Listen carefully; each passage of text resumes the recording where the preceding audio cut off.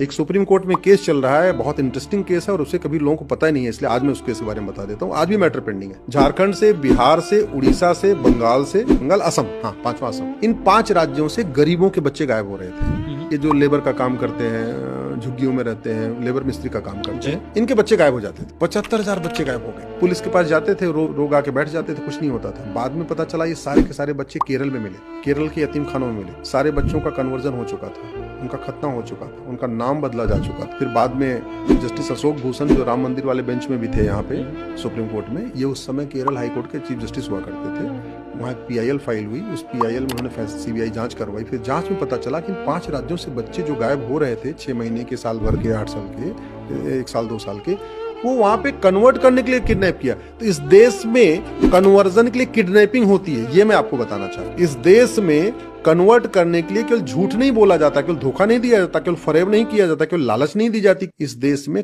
Convert करने के लिए किडनैप भी किया जाता है, ये मैं आपको बताना चाहता हूं।